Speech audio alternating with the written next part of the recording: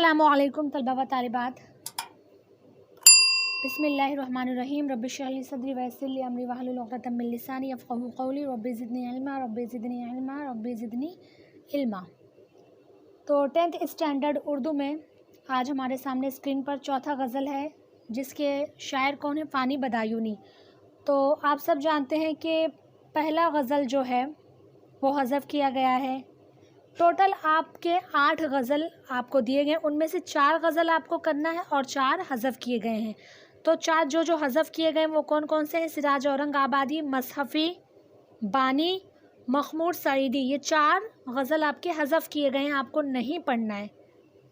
तो एक चीज़ यहाँ पर बहुत अहम है कि जो हज़फ किया गया है सबक हो, नज़म हो या गज़ल हो, लेकिन उनमें जो क़वाइद आए हैं, अमली क़वाइद हों या मुख़फ़्फ़फ़ात व निशानात जो आपके स्क्रीन पर हैं, तो अमली क़वाइद तो करना है, लेकिन क्या इसे भी पढ़ना है? यहाँ चौथे गज़ल में भी ये दिया हुआ है पूरा डिटेल में। तो क्या इसे पढ़ना है या नहीं पढ़ना है, या ये इम्तिहान में आएगा या नहीं आएगा, ये आप लोग अपने असातिज़ा से पूछकर मुझे बताएंगे, तो इंशाअल्लाह मैं इसे समझा दूँगी। तो मीर दर्द, इस पे सवालात और जवाबात भी हम देख चुके हैं, इस पर मैंने वीडियो बनाया है, इसका लिंक मैं डिस्क्रिप्शन में दे दूँगी, आप लोग देख सकते हैं। फिर फ़ानी, जज़्बी, ज़फ़र गोरखपुरी, ये 3 हमें पढ़ना है। तो बहुत अच्छी बात है कि आपको 4 में से 4 नहीं पढ़ने, 8 में से 4 नहीं पढ़ने और सिर्फ 4 पढ़ने। एक हो गया है, उसके सवालात और जवाबात आप लोग लिख लें, बाकी बचे 3। तो आज हम किसके बारे में पढ़ेंगे? फ़ानी बदायूनी के बारे में। तो पहली बात पढ़ते हैं। हिंदी ज़बान की एक कहावत है, जहाँ ना पहुँचे रवि वहाँ पहुँचे कवि। रवि और कवि ये दोनों हिंदी अल्फाज हैं। रवि के माना होते हैं सूरज की किरणें, कवि यानी होते हैं शायर, कविता लिखने वाले। तो इसी पर आप लोगों के जहन में सवाल आ रहा होगा कि ये कहावत कैसे बनी, या हो सकता है इसके पीछे भी कोई स्टोरी हो सकता है। तो इसी पे मैं आप लोगों को एक मज़ाहिया वाक़या बताती हूँ कि कवि सम्मेलन से, यानी मुशायरे से, जो शायर थे, कवि थे, वो अपने घर की तरफ रवाना होते हैं। अंधेरा रात रहता है, तो एक खुदाई का काम चालू रहता है, तो ऐसे ही छोड़कर चले जाते हैं काम वाले लोग, वर्कर्स। तो क्या होता है कि वो गड्ढे में गिर जाते हैं कवि। फिर जब सुबह होती है तो सूरज की किरणें वहाँ तक, खड्डे तक नहीं पहुँचती हैं। तो वहीं से हो सकता है कि वो कवि के दिमाग में आया हो कि हाँ, जहाँ ना पहुँचे रवि वहाँ पहुँचे कवि, यानी जहाँ सूरज की किरणें नहीं पहुँच रही वहाँ वो बेचारे पहुँच गए। तो हो सकता है वहीं खड्डे में बैठ के उन्होंने लिखा हो। चलो आगे चलते हैं। यानी सूरज जहाँ नहीं पहुँच पाता, शायर अपनी सोच और तख़य्युल की मदद से वहाँ पहुँच जाता है। तख़य्युल यानी होता है ख़याल। शायरी में इंसान, ज़िंदगी और कायनात के बारे में अजीब व गरीब ख़यालात मिलते हैं, जो हमें महसूसात की एक अलग दुनिया में ले जाते और गौर व फिक्र पर आमादा करते हैं। फ़ानी बदायूनी की इस गज़ल में भी ऐसी ही बसीरत अफरोज़ बातें बयान की गई हैं।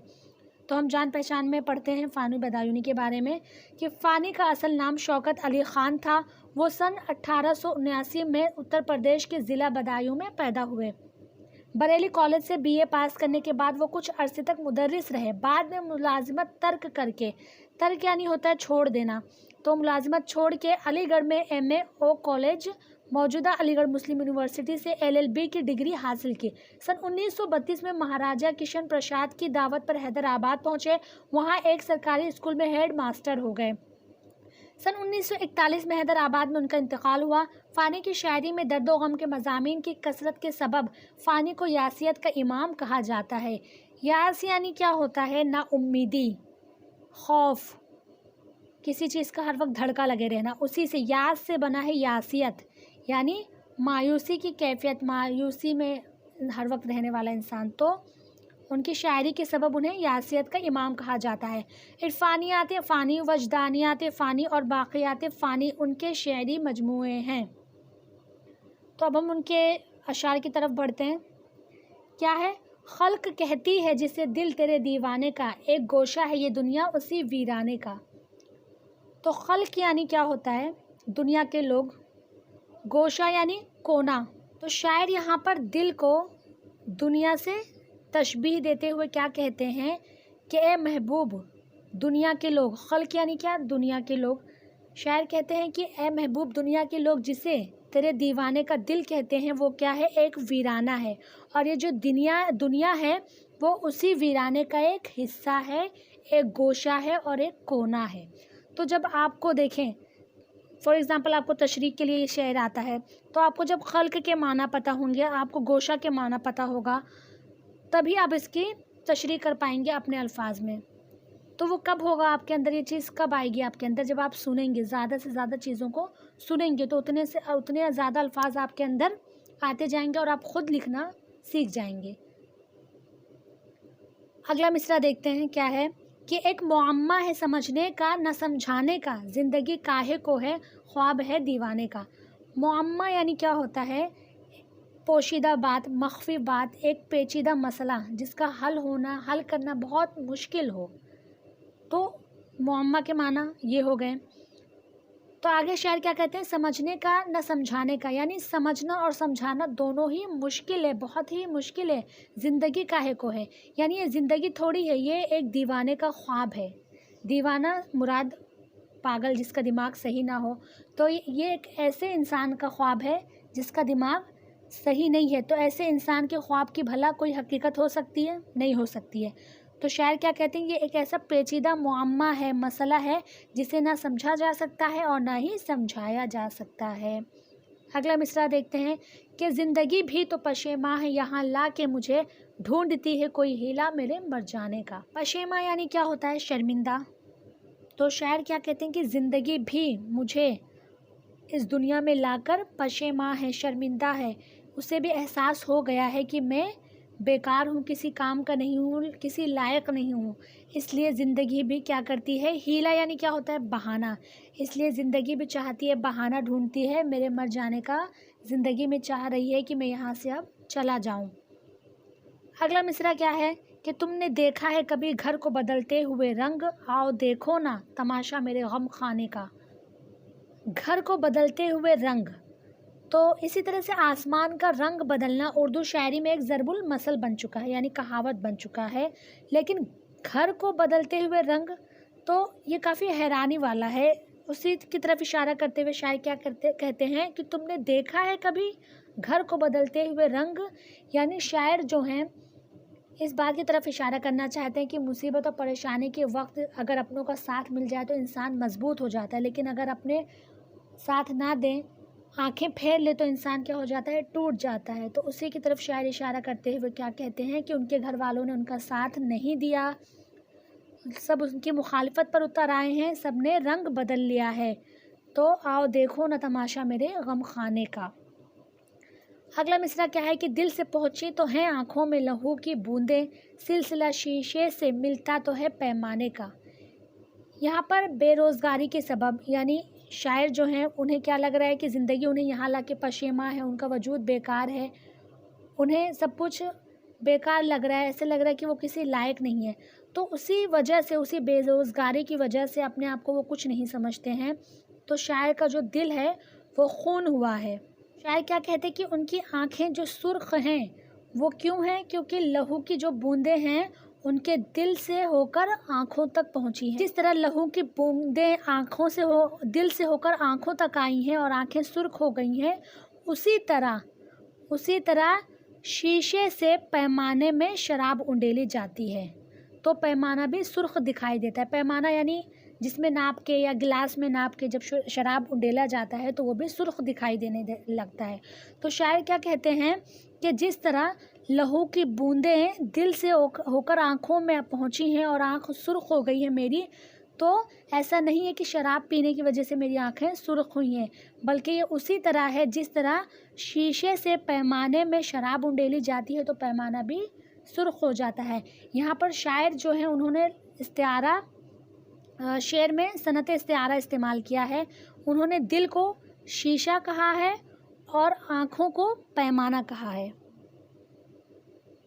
اگلا مصرع کیا ہے؟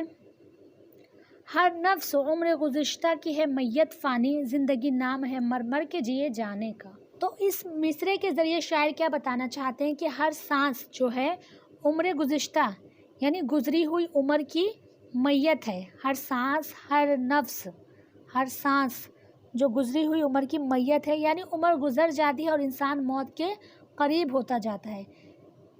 تو یعنی جتنا انسان برتھ ڈے سیلیبریٹ کرتا ہے اتنا ہی وہ موت کے قریب ہوتا جاتا ہے. لیکن جو اس کی زندگی ہوتی ہے، زندگی سے موت کا جو اس کے سفر ہوتا ہے، اس کے درمیان جو فاصلے ہوتے ہیں، اس میں اس کو نہ جانے کتنی مصیبتیں، پریشانیاں اور تکلیفیں برداشت کرتی ہیں۔ کبھی اس کی زندگی میں جتنا سکھ نہیں ہوتا اس سے کہیں زیادہ دکھ ہوتا ہے۔